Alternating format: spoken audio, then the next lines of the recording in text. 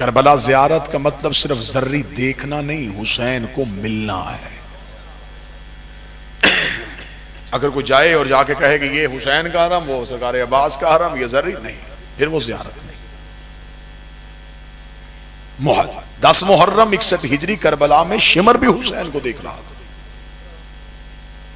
लेकिन जैसे हुर ने देखा, हुर के पास मार्फत थी, हुसैन के कातिल के पास मार्फत नहीं थी। सदियों पहले करबला में 9 लाख ने 72 कत्ल किए थे। आज 3 करोड़ कह रहा है कि मैंने करबला जाना है। ओए होए होए,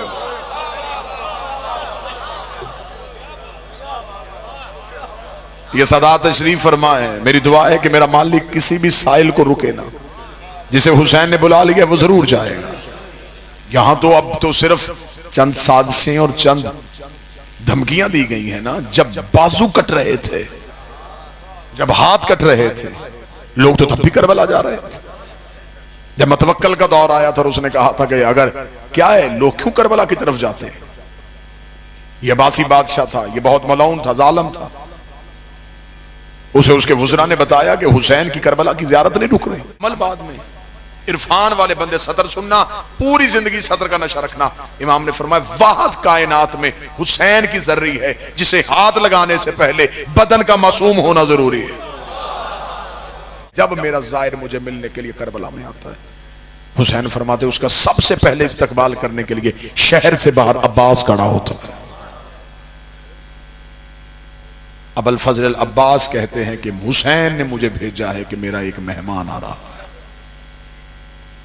और आंख बरस रही है। मेरी दिल से दुआ है इस रूहानी माहौल में अल्लाह हर किसी को करबला बुलाए। मेरा बादशाह हुसैन हर किसी को करबला बुलाए। कोई ऐसा ना हो कि जो माने हुसैन को और हुसैन का शहर ना देखे। दुनिया के हर खित्ते में हुसैन इब्ने अली का जिक्र हो रहा है और सुनने वाले हजारों नहीं करोड़ों की तादाद में हुसैन इब्ने अली का जिक्र सुन रहे हैं। आज भी करोड़ों लोगों को जो गुनाह से बचाता है उसे हुसैन इब्ने अली कहते हैं। बिस्मिल्लाह।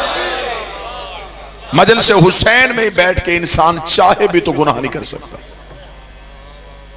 क्योंकि मजलिस हुसैन वो जगह है जहां अबलीस पहुंच ही नहीं सकता। कितना तकद्दुस है हुसैन के जिक्र में कि अबलीस मुसल्ले पे आ जाता है, जिक्र शबीर में नहीं आता। मजलिस हुसैन का पहला फायदा शर्र शैतान का खात्मा। मजलिस हुसैन का दूसरा फायदा, मजलिस हुसैन में बैठो गरूर का खात्मा होता है, तकब्बुर का खात्मा। मैं बिल्कुल सादा गुफ्तगू करूंगा लेकिन आपकी अजहान जो है वो उसकी नुमाइंदगी जरूर करेगी। गरूर का खात्मा, तकब्बुर का खात्मा। मजलिस शबीर में यहां इस वक्त मजलिस हो रही है, अभी बाहर दरवाजे से कोई शोर आए कि जी कोई मिनिस्टर आ गया है, तो क्या मजलिस रुक जाएगी? क्या लोग उठ के खड़े हो जाएंगे? नहीं। मजलिस हुसैन वो जगह है जहां किसी का ओहदा नहीं देखा जाएगा।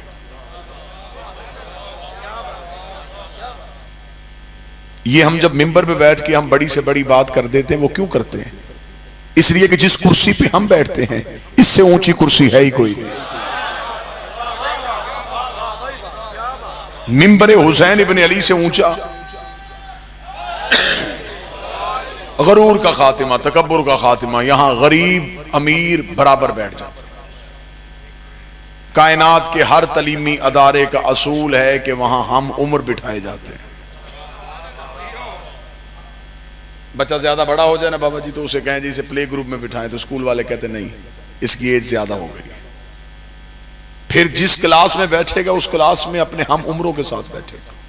क्या कहने शबीर तेरे मकतब के, यहां 80 साल के बच्चे के साथ, 80 साल के बुजुर्ग के साथ 5 साल का बच्चा, अमीर के साथ जुड़ के गरीब, गरीब के पहलू में अमीर, अमीर को अमीरी पे नाज कोई नहीं, गरीब को गुर्बत पे शर्मिंदगी कोई नहीं, पढ़े लिखे को इल्म पे तकब्बुर कोई नहीं, जाहिल को अपनी जहालत पे पेशेमानी कोई नहीं, क्योंकि ये कायनात का वह दरवाजा है। यहाँ ना ओहदा बताया जा सकता है, यहाँ ना दुनिया का मंजरत बताई जा सकती है, इसलिए कि ये कायनात का वह दरवाजा है। इस दरवाजे पे एक बहुत बड़ा ओहदेदार आया था, उसने दरवाजे पे दस्तक दी थी, अंदर से पूछा गया था कौन है, तो उसने ये नहीं कहा था मैं सैयदुल मलाइका हूं, उसने ये नहीं कहा था मैं अफजलुल मलाइका हूं, उसने कहा था अना खयातुल हसनैन, मैं हसनैन का दर्जी हूं। फिजा ने कहा मुझे खबर है तू जबरील है, जबरील बन के तारुफ क्यों नहीं करवाया? उसने कहा फिजा तुझे नहीं पता ये वह दरवाजा है, यहां ओहदे नहीं बताए जाते, नौकरियां सुनाई जाती। यहां ये नहीं बताना, बिस्मिल्लाह, यहां ये नहीं बताना कि हम कौन है, यहां ये बताना है कि ये क्या कहते हैं। क्या कहने हुसैन तेरे इख्तियार के।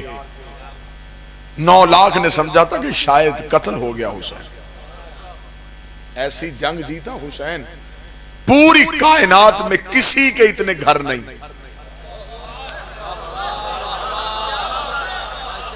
बड़ी रूहानी इरफानी से माहौल जी, पूरी कायनात में वीर अली ज़ादी ख़ाबर शाह जी किसी बादशाह के इतने घर नहीं जितने हुसैन के। पूरी कायनात में कोई बादशाह इतना खाना नहीं खिलाता।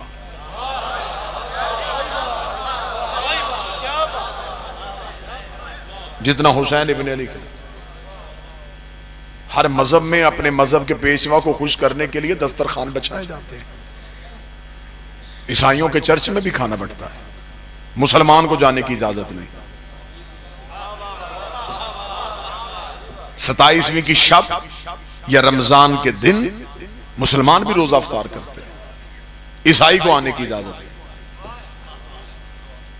हिंदू भी अपने धर्म के तहत प्रसाद तकसीम करते हैं, मुसलमान को आने की इजाजत नहीं। क्या कहने हुसैन तेरे बांटने के।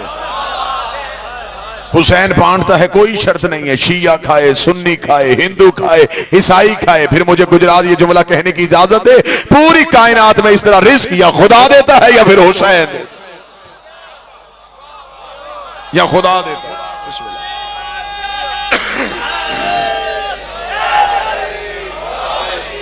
या खुदा देता है या फिर हुसैन देता है। पूरी कायनात में कोई सखी इतना पानी नहीं पिलाता जितना हुसैन पिलाता। अगली सतर कहूंगा तो अकीदे और ज्यादा बेहतर हो जाएंगे। पूरी कायनात में किसी बादशाह के इतने नौकर नहीं। हा जितने हुसैन इब्ने अली के नौकर।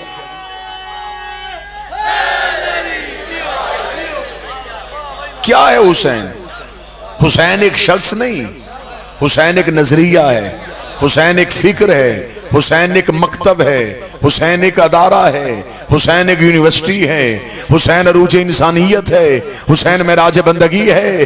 हुसैन इतनी बड़ी ऊंचाई है कि पूरी कायनात में इतने लोग यजीद के नाम पे जीने को तैयार नहीं जितने हुसैन के नाम पे मरने को तैयार।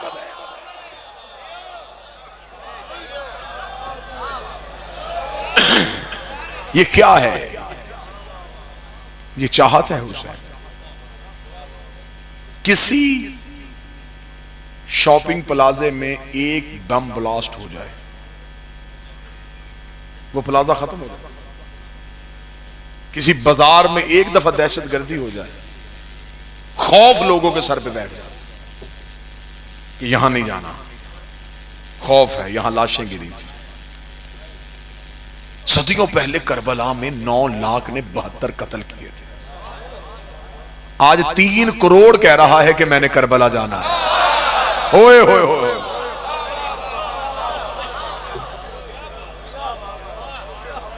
ये सदात तशरीफ फरमा है। मेरी दुआ है कि मेरा मालिक किसी भी साइल को रुके ना। जिसे हुसैन ने बुला लिया वो जरूर जाएगा। यहां तो अब तो सिर्फ चंद साजिशें और चंद धमकियां दी गई हैं ना। जब बाजू कट रहे थे, जब हाथ कट रहे थे, लोग तो तब भी करबला जा रहे थे। जब मतवक्कल का दौर आया था और उसने कहा था कि अगर क्या है, लोग क्यों करबला की तरफ जाते हैं? यह अब्बासी बादशाह था, यह बहुत मलऊन था, जालिम था। उसे उसके वुज़रा ने बताया कि हुसैन की करबला की ज़ियारत नहीं रुक रही। इसने कहा क्यों नहीं रुक रही? उसने कहा जी हुसैन की आशिकी पड़े। इसने कहा इतना टैक्स लगा दो कि कोई हुसैन की ज़ियारत के लिए जाए ना। मैं सत्र में सैयद आपके लिए पढ़ने लगा हूं, अंदर से यूं तमन्ना तड़पेगी। जब उसने बहुत ज्यादा टैक्स लगा दिया और ऐलान हो गया कि अब जो करबला जाना चाहेगा इतना टैक्स देगा तो करबला जाएगा।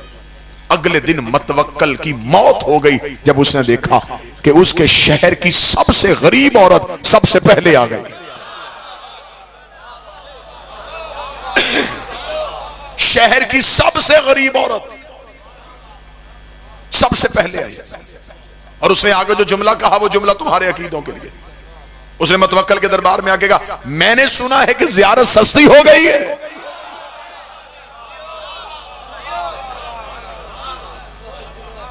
उसने कहा बुढ़िया टैक्स लग गया है। उसने यूं ही जल्दी से चादर का पल्लू खोला, खोल के यूं दिनार निकाले, ये पकड़ जाऊं। यूं गिरते हुए दिनार देके मतवक्कल ने कहा तू तो बहुत ज़ईफा गरीब है, तेरा तो कमाने वाला भी कोई नहीं, कहां से लेके आई है? उसने कहा जिसने बुलाया है उसने दिए। आया रात कह के सोई थी हुसैन तेरी ज़ियारत के लिए आना है। ख्वाब में आके उसने कहा चादर उठा।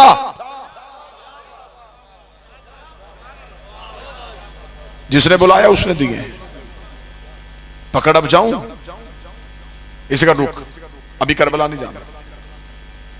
इसने फौरन वुज़रा को बुलाया, वुज़रा को बुला के इसने कहा नहीं टैक्स लगाने से नहीं होगा, हुसैन तो अपने नौकरों को दिरहम दिनार दे रहा है। उन्होंने कहा फिर क्या करें? उसने कहा कोई और सख्त शर्त लगाओ। क्या शर्त लगाएं? उसका जो हुसैन की ज़ियारत के लिए जाए उसका एक बाजू काटो। बाजू कटवाएगा करबला जाएगा। अगले दिन जब साइलों के दरबार में आने का वक्त हुआ, क्या मतवक्कल साइलों को सुनेगा तो वही बुढ़िया। अब देखिएगा जुमला सुनिएगा, अकीदत देखिएगा। वही बुढ़िया अपना दायां हाथ सर पे रख के मतवक्कल के दरबार में। मतवक्कल ने कहा बुढ़िया अब क्यों आई है? उसने कहा मैंने सुना है ज़ियारत मुफ्त हो गई है।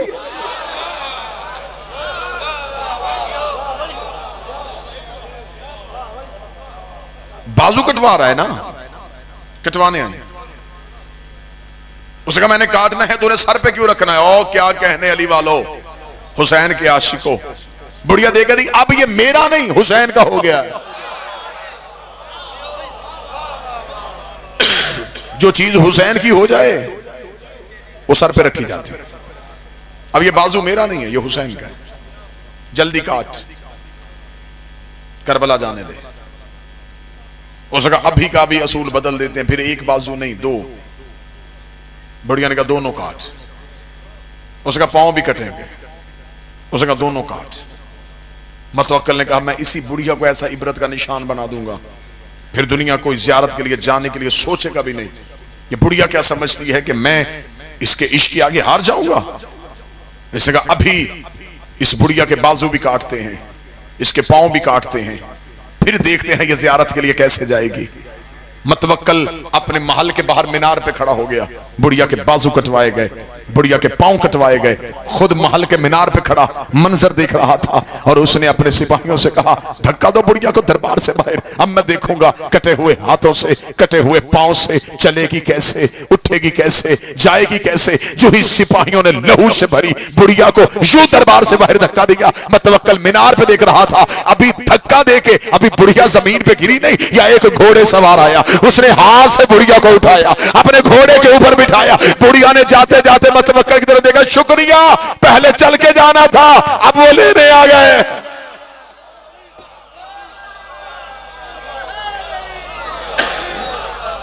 पहले मैंने चल के जाना था।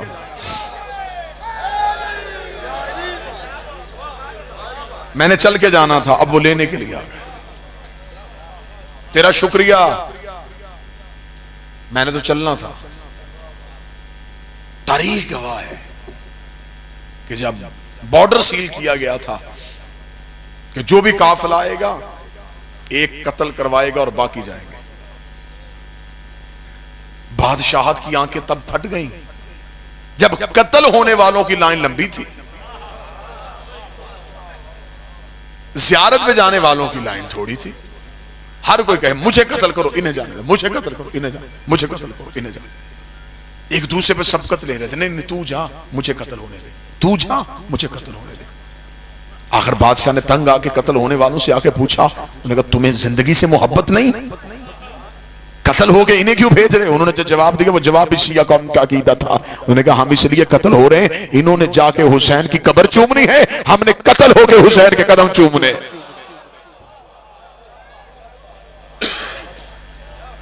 मोहब्बत हुसैन ये है कि हुसैन आज भी करबला में खींच रहा है। अल्लाह ने अपने घर में सिर्फ अमीर बुलाए। जाओ कुरान मिंबर पे लेके आओ, अल्लाह के घर जाने का दावतनामा कुरान से निकालो। खुदा कहता मुस्तती हो तो मेरे घर आना, साहब इस्तात हो तो आना, मकरूज हो ना आना, बेटी ब्याहने वाली है ना आना, गरीब हो ना आना, मजदूर हो ना आना। अमीर खुश खुश अल्लाह के घर की तरफ चले। उसने हमें बुला लिया, गरीब सहम गया। उसने भी मालदारों को बुलाया, तो अब गरीब कहां जाए? गरीब सहमा हुआ था। या करबला से हुसैन के करम ने अंगड़ाई ली। हुसैन ने कहा तू गरीब है, कर्जा लेके करबला वापस हुसैन करेगा।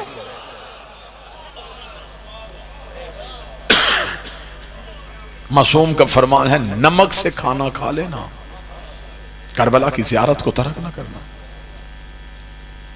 नमक से खाना खाओ, करबला जरूर जाना। इमाम ने फरमाया उधार ले लो किसी से, किसी के पांव पड़ जाओ कि मुझे इतना दे दे, मैं एक बार करबला जा सकूं। जब इमाम ने यह जुमला कहा तो सामने बैठा हुआ बंदा रो पड़ा। उसने कहा मौला वापस आके भी तो उसी ने कर्ज उतारना है ना, तो फिर वो मांगेगा कैसे? इमाम ने तड़प के कहा जो उसका कर्जा नहीं रखता वो तुम्हारा रखेगा। लेना तुमने है, वापस हुसैन ने करना है। खुदा ने कहा मेरे घर आओ अमीर, हुसैन ने कहा मेरे घर गरीब हो। खुदा ने कहा मेरे घर आओ मैं पिछले गुनाह माफ करूंगा। हुसैन ने कहा मेरे घर आओ मैं अगले गुनाह भी माफ करूंगा। जाओ जाके उलमा के सरों पे कुरान रख के पूछो अल्लाह के घर जाओ तो खुदा ने शर्तें रखी हैं। लिबास एक पहनवाऊंगा, सर मुंडवाऊंगा, खुले मैदान में सुलवाऊंगा, पहाड़ियों के दरमियान दौड़ाऊंगा, अपने घर के साथ चक्कर लगवाऊंगा। कभी कहूंगा पत्थर चूमो, कभी कहूंगा पत्थर मारो, कभी कहूंगा जागो। जब एहराम बांध लोगे फिर मेरी शर्तें हैं, तिनका नहीं तोड़ सकते, मच्छर नहीं मार सकते, झूठ नहीं बोल सकते, गीबत नहीं सुन सकते, वरना एहराम बातिल हो जाएगा। इतने सारे काम तुमने करने हैं, फैसला फिर मैंने करना है कि मैंने हज कबूल करना है कि नहीं करना, हज रखना है कि नहीं रखना। क्या कहने हुसैन तेरे करम के। हुसैन ने कहा तू सिर्फ नीयत कर, कबूल पहले करूंगा, सफर बाद में करवा। हुसैन ने कहा तू सिर्फ नीयत कर के मैं करबला आना चाहता हूं, तू नीयत कर। हुसैन कहते हैं मैं तुझे पहले गुनाहों से माफ करूंगा। अब सत्र सुनिए। एक बंदे ने इमाम से पूछा, उसने कहा मौला हर अमल करने के बाद कबूल होता है, नमाज पहले पढ़ो बाद में कबूल, रोजा पहले रखो बाद में कबूल। खुदा ने कोई अमल पहले कबूलियत में नहीं लाया, पहले अमल करो फिर कबूल। ये करबला की वाहद ज़ियारत है, ये कबूल पहले अमल बाद में। इरफान वाले बंदे सतर सुनना, पूरी जिंदगी सतर का नशा रखना। इमाम ने फरमाया वाहद कायनात में हुसैन की जर्री है जिसे हाथ लगाने से पहले बदन का मासूम होना जरूरी है।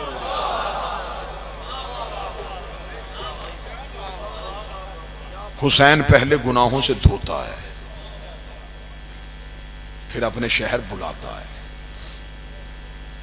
फिर हुसैन जब जर्री पे लेके जाता है तो हुसैन ऐसे कर देता है जैसे अभी मां के शिकम से बाहर आया। इसलिए कि गुनाहगार के हाथ में ताकत क्या कि वो हुसैन की जर्री पे हाथ डाल ले। मौला हुसैन कहते कि हम पहले उसे गुनाहों से साफ कर देते। ईरान का रहने वाला शख्स था, ज़ियारात की किताबों में यह वाक़या आम मिलता है।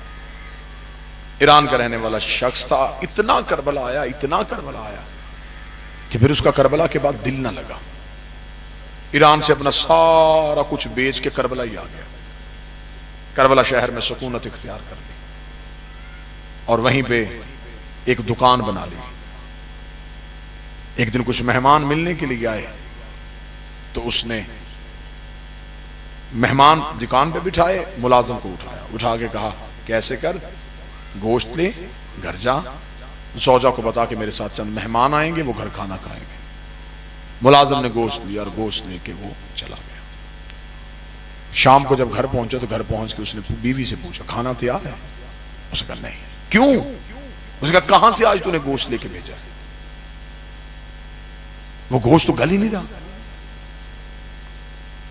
जब इसने देखा कि बर्तन में वैसे ही गोश्त वैसे का वैसे पड़ा, वैसे ही उठाया और चल पड़ा। दुकानदार से जाके कहने लगा करबला में गलत सौदा बेच रहा है, तुझे डर नहीं लग रहा हुसैन इब्न अली से? क्यों? उसने कहा मेरे मेहमान आए थे, तूने तौहीन करवा दी मेरी। जो गोश्त में तुझसे लेके क्या क्या, वो किस चीज का गोश्त था? बासी था, अभी तक तो वो गोश्त पका ही नहीं। इतना कहना था, दुकानदार ने उठा दुकान से बाहर आके हुसैन के हरम की तरफ हाथ करके मेरा हुसैन जामन है, मैंने धोखा नहीं किया। जब उसने कहा ना हुसैन जामन है, चुप हो गया। वापस हुसैन की जरी पे आया, नमाज पढ़ी और नमाज पढ़ के हुसैन की जरी पे बैठ गया। आंखें बंद हो गई। ख्वाब में हुसैन इब्न अली आए। फरमा दुकानदार से जाके माफी मांग, तूने करबला में उसके साथ लहजा सख्त रखा है। तुझे नहीं पता कि हुसैन करबला में किसी को ऊंचा बोलता बर्दाश्त नहीं करता? इसका मौला धोखा किया उसने मेरे साथ। इमाम धोखा नहीं किया। जिस मुलाजिम को तूने गोश्त दिया था वो गोश्त लेके मेरे हरम से होके गुजरा था, और जो गोश्त मेरे हरम से गुजर जाए उस पर आग असर नहीं करती। जानवर का गोश्त हुसैन के हरम से गुजर जाए तो उस पर आग हराम हो जाती है। हुसैन फरमाते जो वजूद मेरे शहर में आए उस पे आतिश जहन्नम हराम हो जाती। करबला ज़ियारत का मतलब सिर्फ जर्री देखना नहीं, हुसैन को मिलना है। अगर कोई जाए और जाके कहे कि ये हुसैन का हरम, वो सरकार अब्बास का हरम, ये जर्री नहीं, फिर वो ज़ियारत नहीं। 10 मुहर्रम 61 हिजरी करबला में शिमर भी हुसैन को देख रहा था, लेकिन जैसे हुर ने देखा, हुर के पास मार्फत थी, हुसैन के कातिल के पास मार्फत नहीं थी। हुसैन कहते मेरे शहर आओ तो फिर मार्फत के साथ आओ। किताब में जुमले ना पड़े होते तो अकील शाह जी बादशाह हुसैन की कसम में कभी अकील शाह जी मिंबर पे ना पड़ता। मौला हुसैन फरमाते हैं कि जब मेरा ज़ाहिर मुझे मिलने के लिए करबला में आता है, हुसैन फरमाते उसका सबसे पहले इस्तकबाल करने के लिए शहर से बाहर अब्बास खड़ा होता है। अबुल फजल अब्बास कहते हैं कि हुसैन ने मुझे भेजा है कि मेरा एक मेहमान आ रहा है और आंख बरस रही है। मेरी दिल से दुआ है इस रूहानी माहौल में अल्लाह हर किसी को करबला बुलाए। मेरा बादशाह हुसैन हर किसी को करबला बुलाए। कोई ऐसा ना हो कि जो माने हुसैन को और हुसैन का शहर ना देखे। एक बार जिंदगी में करबला जरूर जाना। वाकयात इतने हैं कि मैं पढ़ता चला जाऊं, मेरी आंखों के सामने यूं वाकयात गुजरते चले जा रहे हैं, रात बीत जाए। वो जिस गुनहगार को हुसैन मौला अमीर अल मोमिनीन ने कहा था इसे मेरे शहर में दफन न होने देना, और फिर अगली रात अली ने मजावरों से कहा था वो जनाजा आ रहा है इसका इस्तकबाल करो। मजावरों ने कहा मौला कल आपने कहा था कि इसे दफन नहीं होने देना वादी सलाम में, आज कह रहे हैं कि इसका शहर के बाहर जाके इस्तकबाल करो। अली की आवाज आई ये बहुत गुनाहगार था, ये शहर मेरे दफन होके अपनी बख्शिश चाहता था, मैं अली से अपने शहर में दफन होते बर्दाश्त नहीं कर सकता था।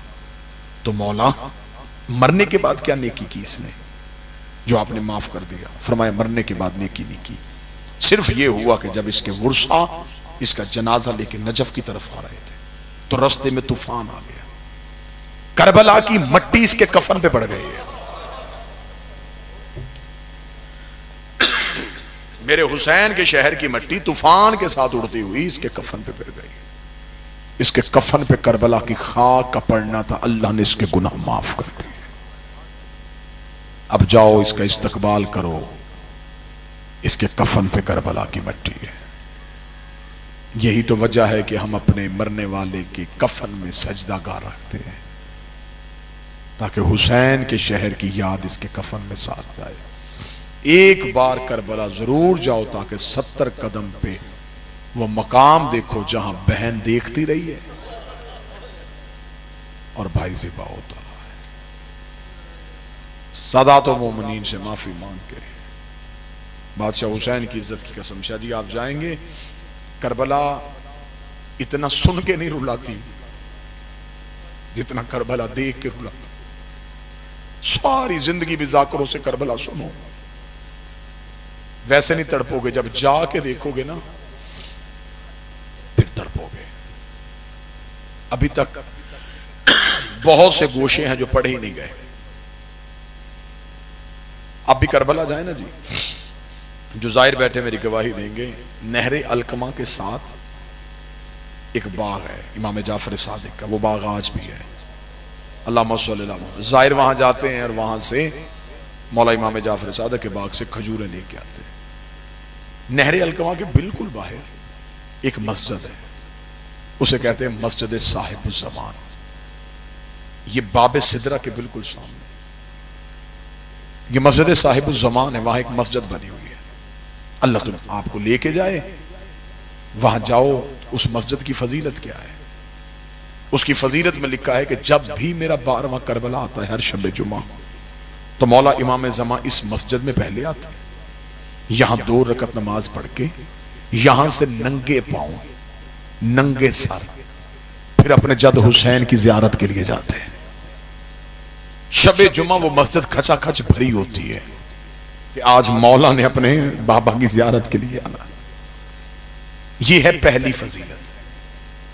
अब इस मस्जिद की गुर्बत क्या है, यहां मस्जिद बनी क्यों? अब किताबों ने एक रवायत सुनाई है कि जब हुसैन घोड़े से गिरे थे तो यहां गिरे थे। पहली बार जब हुसैन ने मुर्तजस की जीन छोड़ी है ना, तो जहां हुसैन गिरे वहां अब मस्जिद साहिबुज़्ज़मान है। मस्जिद साहिबुज़्ज़मान से सीधा देखो तो बाबे सिदरा, बाबे सिदरा से आगे सेहन, सेहन के आगे बरामदे, फिर आगे मौला हुसैन की जर्री। अगर ये नापा जाए ना तो ये 1.5 से 2 किलोमीटर का सफर है। 1.5 से 2 किलोमीटर सफर है मस्जिद साहिबुज़्ज़मान से हुसैन की कब्र तक। जब मैं पहली बार करबला गया तो मैं करबला साथ साथ सफरनामा लिख रहा था, 2009 था। मैंने लिखा हुसैन यहां गिरे। उसके बाद बाबा जी मैं चल पड़ा। मैं रास्ते में सोचता आया गिरे वहां थे, दफन वहां कैसे हुए?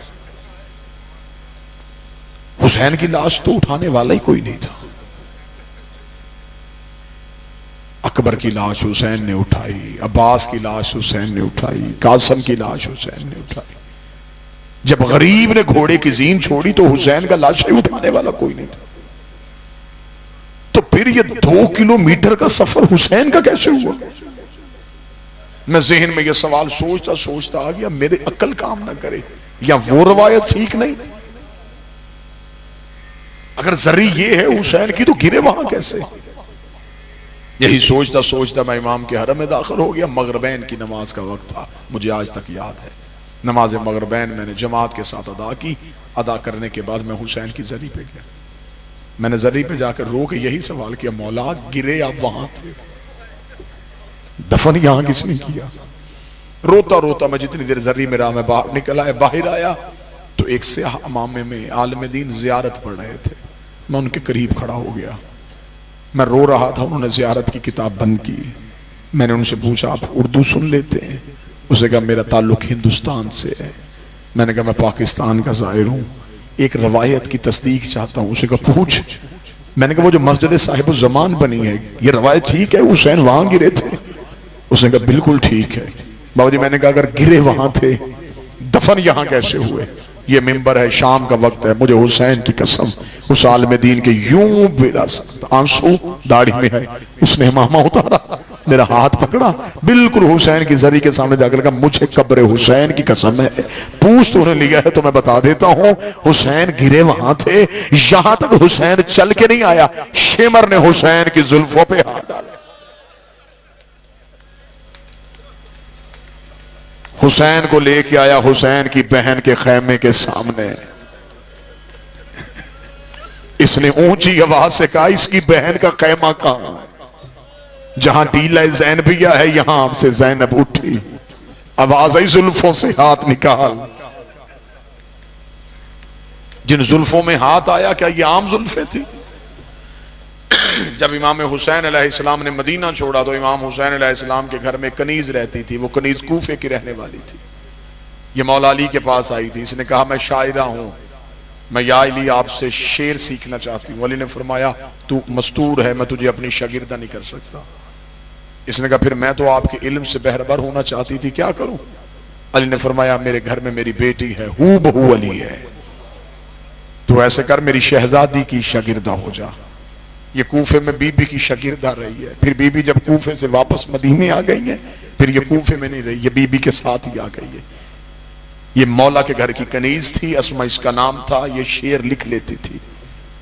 जब 28 रजब को हुसैन घोड़े की जीन पे बैठे हैं तो इसने एक शेर पढ़ा था। इसने कहा मदीने वालों दरवाजे खोल के देखो, तौहीद का वारिस घोड़े पे बैठ रहा है। इसने शेर पढ़ा हुसैन को, इसका शेर इतना अच्छा लगा, हुसैन ने अपने अमामे में से अपना एक बाल तोड़ा। तोड़ के हुसैन ने फरमाया फिजा इसे क्या तेरे शेर की कीमत। जो ही हुसैन ने बाल तोड़ा तो वो कनीज दूसरा शेर पढ़ने लगी। दूसरा शेर पढ़ने लगी, ज़ैनब की आवाज फिजा इसे क्या चुप हो जा। अब हुसैन ने बाल तोड़ा, ज़ैनब से बर्दाश्त नहीं होगा। जो भाई का एक बाल टूटना बर्दाश्त नहीं कर रही थी,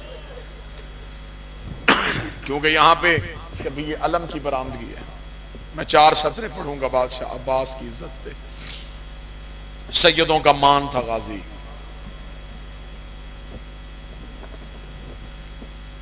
जुर्रत का अलम बरदार था गाजी। जितनी देर अब्बास जिंदा रहा तब तक करबला में जंग रही।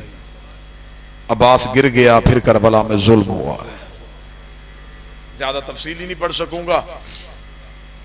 बड़े मान सैयदों को गाजी पे, इतने मान थे सैयदों को गाजी पे। मिर्जा अत्थर लखनऊ वाले लिखते हैं कि जब अब्बास मैदान में जा रहे थे, हुसैन पीछे पीछे चले। हुसैन की आवाज़ गाजी जा रहा है, हाँ मौला जा रहा हूँ। अब्बास अपनी तलवार मुझे दे जा। अब्बास रोक दे, तलवार ही तुझे दे के जानी है, फिर मैंने लड़ना कैसे है? हुसैन ने रोक के कहा लड़ने के लिए नहीं भेज रहा, पानी लेने के लिए भेज रहा हूँ। गाजी तलवार दे। जब कहा गाजी तलवार दे, अब्बास ने देख के कहा मौला तलवार मुझे मेरे हाथ में रहने दे, ये मैं वादा करता हूं मैं लड़ूंगा नहीं। इतना कहना था, हुसैन ने तलवार हाथों पे ली, हाथों में लेकर गाजी तलवार लेके जाना चाहता, ये पकड़ तलवार, इन्हें जितना मारना मार, जितना दौड़ाना दौड़ा, लेकिन मैं इमाम बन के तुझे बता रहा हूं जितने जख्म तूने शामियों को लगाने हैं बदले मेरी ज़ैनब ने देने हैं, बदले मेरी सकीना ने देने हैं। अब्बास तूने इन्हें दौड़ाना है। इन्होंने ऊंटों के आगे कभी सकीना, कभी घोड़ों के आगे सकीना।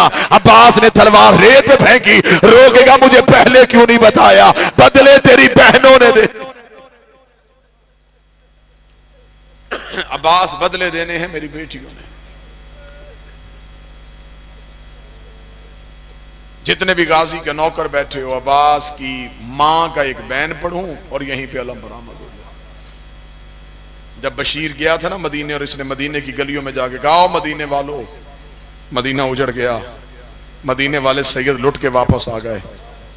एक दरवाजे के सामने से बशीर गुजरा, पर्दे के अंदर से आवाज आई बशीर कौन मारा गया? बशीर देखा था बीबी हुसैन मारा गया।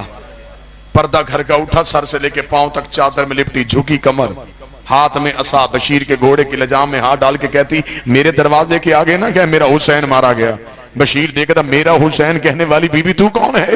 रोक दी पर्दा कर, मैं गाजी की मां हूं। गाजी की मां का नाम आना था। बशीर घोड़े की जीन से उतरा, दोनों हाथ अपनी आंखों पे रख दा, बीबी तुझे तेरे अब्बास का पुरसा हो, बीबी तुझे तेरे गाजी का पुरसा हो। रोक दी है बशीर मेरा अब्बास मारा गया? हाँ बीबी तेरा अब्बास मारा गया। रोक दी सच बता मेरे अब्बास को मारने वाली फौज कितनी थी? बशीर कहता बीबी 9 लाख ने तेरा गाजी घोड़े से गिराया। रोक कहती मैं नहीं मानती, 9 लाख से गाजी नहीं गिरता, मुझे मुझे बता जब घोड़े से गिरा अब्बास को जख्म कहां आया था? बशीर कहता बीबी माथे पे गुर्ज लगा था।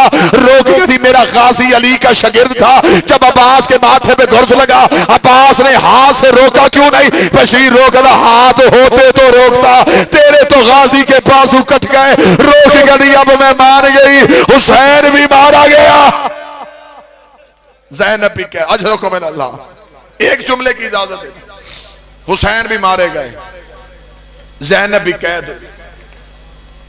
पहली बार आई गाजी की मां करबला में, जियारत के लिए जाएं, मौला अब्बास की जर्री के दाएं तरफ एक दरवाजा, उस दरवाजे की निशानी वहां एक मोटी सी जंजीर लटकी हुई, उसे कहते हैं बाब उम्मुल बनीन। ये वही दरवाजा है जो खुले तो सीढ़ियां जो उतरती हैं ये मौला अब्बास की हकीकी कब्र पे जाती है। मौला अब्बास के सरदाब को जो रास्ता जाता है उस दरवाजे को कहते हैं बाब उम्मुल बनीन। यहां लोग नमाज पढ़ते हैं, 2 रकत हदिया करते हैं, हाजतें मांगते हैं। अब मुझसे पूछो ये दरवाजा यहां क्यों बना है? जब पहली बार आई थी ना अब्बास की मां करबला, बीबी इस दरवाजे पे आई, 7 जनाबे बाकर थे, बीबी उम्मुल बनीन की आंखों की बिनाई चली गई थी, कमर बीबी की झुकी हुई थी। रो के कहती है बाकर मुझे कहां लेके जा रहा है? बाकर की आवाज है अम्मा गाजी की कब्र पे। रो कहती ना बाकर, मैं अब्बास को रोने नहीं आई, मैं हुसैन को रोने आई हूं। मुझे अब्बास की कब्र पे ना लेके जा, मुझे हुसैन की कब्र पे लेके जा। कब्र हुसैन पे जलजला आ गया। आवाज है अम्मा पहले अब्बास को मिल गया, इतना कहना था। बीबी ने कहा अच्छा बाकर फिर मुझे बता मेरे गाजी की कब्र कहां है? जो सैयद बैठे मुझे माफ कर देना। जनाबे बाकर ने बीबी उम्मुल बनीन का हाथ पकड़ा, रोकेगा दादी ये है गाजी की कब्र, इतना कहना था। बीबी उम्मुल बनीन ने हाथ मारे, रोकेगा दी बाकर मैंने तुझे कहा था मुझे अब्बास की कब्र पे ले आ, तू तो मुझे असगर की कब्र पे ले आया है, इतना कहना था बाकर की। अम्मा ये अब्बास की कब्र है, रोकनी मेरे अब्बास का कब्र ऊंचा था, ये कब्र इतनी छोटी क्यों है? बाकर रोकना जितना मिला उतना ले आया। पहुंचने से पहले गाजी की लाश तकसीम कर